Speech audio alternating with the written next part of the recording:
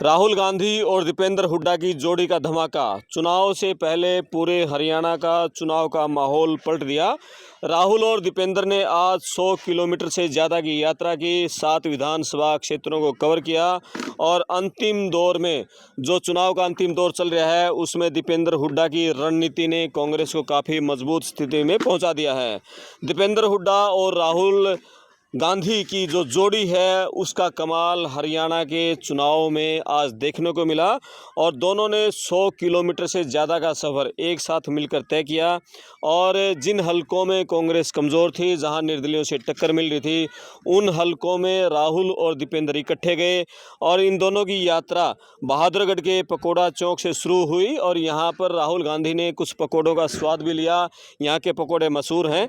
इसके बाद वो खरखोदा गए, सोनीपत गए, गन्नौर होते हुए गोहाना की सब्जी मंडी में पहुंचे और सभी हलकों में यहां राहुल और दीपेंद्र की जोड़ी का जिस तरह से लोगों ने गर्मजोशी से स्वागत किया और उससे उन इलाकों का चुनाव का माहौल पूरी तरह से पलट गया। बहादुरगढ़ में कांग्रेस को निर्दलीय राजेश जून से टक्कर मिल रही थी। इसी तरह गोहाना में जगबीर मलिक के खिलाफ भी कई निर्दलीय प्रत्याशी थे, वो चुनौती दे रहे थे। खरखोदा की सीट पर भी जो एक एंटी इनकम्बेंसी थी और सोनीपत के जो कांग्रेस के कैंडिडेट थे वो जेल में गए थे और अभी उनकी जमानत हुई थी, उसके चलते वहाँ भी कुछ माहौल हल्का था। तो राहुल और दीपेंद्र हुड्डा की जोड़ी ने इन हलकों में कांग्रेस के पक्ष में माहौल बनाने में पूरा जोर लगा दिया और राहुल ने हरियाणा में अपनी यात्रा के जो दूसरा दिन था उसमें 36 बिरादरी शब्द का हर जगह इस्तेमाल किया कि हरियाणा में कांग्रेस की जो सरकार बनेगी वो 36 बिरादरी की सरकार बनेगी। एक दिन पहले उन्होंने नारायणगढ़ में जिस तरह दीपेंद्र सिंह हुड्डा और भूपेंद्र हुड्डा और कुमारी शैलजा का हाथ मिला था, उसके चलते भी हरियाणा में एक मैसेज गया था कि पूरी कांग्रेस एकजुट है और ऐसा करके राहुल गांधी ने बहुत बड़ा मैसेज पूरे हरियाणा की जनता को दिया था। और ये जो हवा है, अब ये देखना है कि अब चुनाव प्रचार के सिर्फ 2 दिन बाकी रह गए हैं। इन 2 दिनों में कांग्रेस की हवा को क्या ये दोनों नेता मिलकर आंधी का रूप दे पाएंगे। हरियाणा में जितने भी चुनावी सर्वे हो रहे हैं उनमें कांग्रेस बड़े बहुमत के साथ सत्ता में आती हुई दिख रही है और बीजेपी इन सारे सर्वों में 15, 20, 25 तक सिमटती हुई दिखाई दे रही है।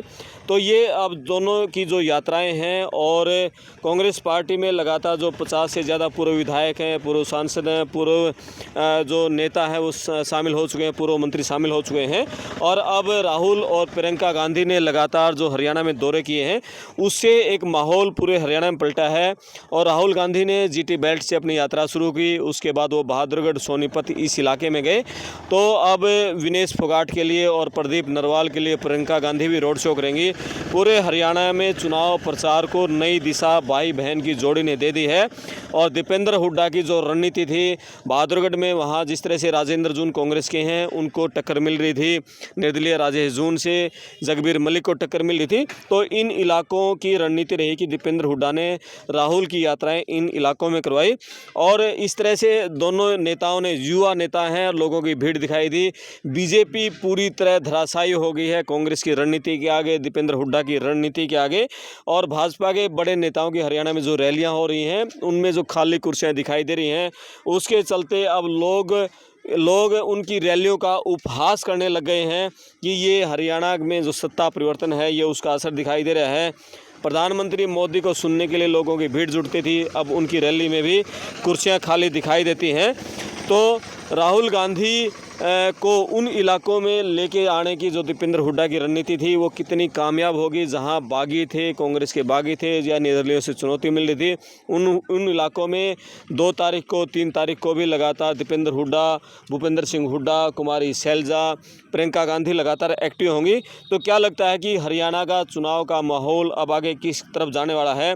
और राहुल गांधी अब भारत जोड़ो न्याय यात्रा के बाद लोगों के मतलब पसंदीदा एक नेता बन चुके हैं और जिस तरह से वो लोकसभा में भाजपा के सत्ताधारी मोदी, अमित शाह पर जिस तरह से कटाक्ष करते हैं, जिस तरह से वो भाषण देते हैं, पूरा जो यूथ है जो कभी एक समय मोदी के साथ लगा था अब वो राहुल गांधी को सुनना चाह रहा है, उनको देखना चाह रहा है, उनकी एक झलक देखना चाह रहा है। तो हरियाणा के चुनाव के प्रचार के आखिर के दिनों में राहुल गांधी ने हरियाणा में आकर जीटी रेड बेल्ट, जो कि बीजेपी का गढ़ माना जाता था, वहाँ से अपनी यात्रा को शुरू किया और लगातार पैदल भी चले। लाडवा उन्होंने कवर किया, मुलाना कवर किया, नारायणगढ़ कवर किया और इन इलाकों के बाद अब उन्होंने बहादुरगढ़, सोनीपत, गन्नौर, खरखोदा, गोहाना इन इलाकों को कवर किया और कांग्रेस को मजबूती दी। अब आप देखना है कि कांग्रेस अब इन इलाकों में कितना दमदार प्रदर्शन कर पाती है, कितनी सीटें जीत पाती है। जो सर्वे के हिसाब से कांग्रेस को बहुत बड़े बहुमत के साथ जो सत्ता में आता हुआ दिखाई दे रहा है।